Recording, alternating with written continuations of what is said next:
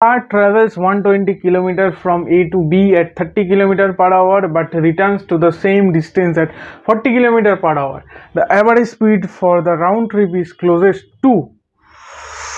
মানে কি বলেছে এই একটা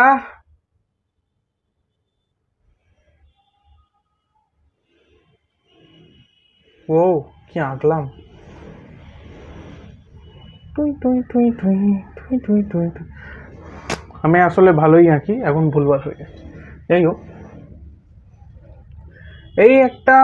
ক্ষতবিক্ষত জগদ্দল গাড়ি আছে আমাদের সেই গাড়িটা কি করেছে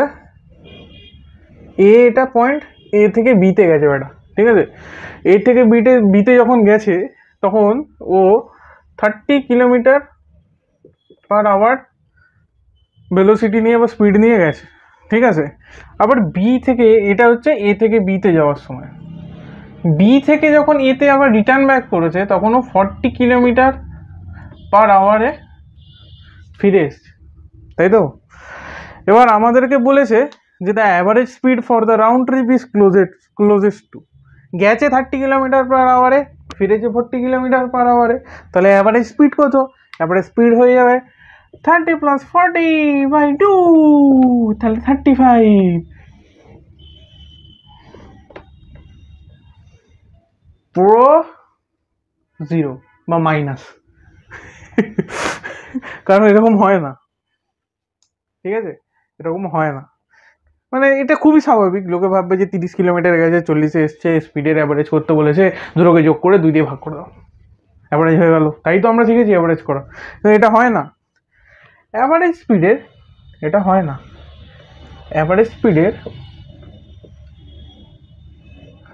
ফর্মুলা রয়েছে অ্যাভারেজ স্পিড মানে হচ্ছে total distance covered by total time হাইজা 35 তো হবে না তাহলে কেন হবে না আমাদের ডিস্টেন্স কি দিয়েছে কিলোমিটার হ্যাঁ আমাদের V1 কি দিয়েছে 30 কিলোমিটার পার আওয়ার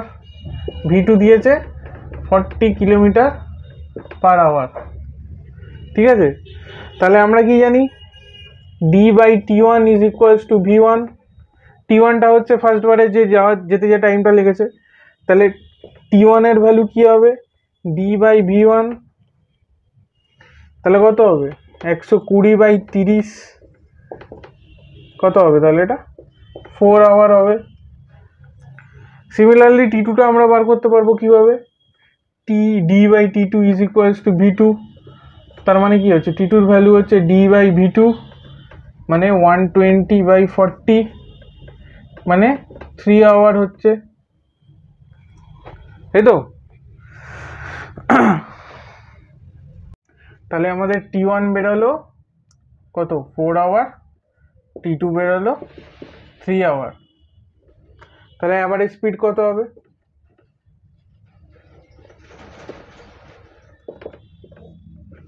নিচে কি ছিল টোটাল টাইম তাহলে 4 + 3 T1 + T2 উপরে কি ছিল টোটাল ডিস্টেন্স কভার্ড এবার গল্পটা হচ্ছে এ থেকে বিতে গেছিল 120 কিলোমিটার আবার বি থেকে এতেও 120 কিলোমিটার এসছে তার মানে কত হবে 120 + 120 মোট তো 240 কিলোমিটার যাচ্ছে তাহলে কত হচ্ছে 240 এটা কিলোমিটার পার আওয়ার হবে স্পিড যখন 7 কিলোমিটার পার আওয়ার অ্যান্সার হবে অলমোস্ট এটা 34 কিলোমিটার প্লাস আওয়ার তাহলে অ্যান্সার কি হবে ক্লোজেস্ট টু বলেছে তাহলে কি হবে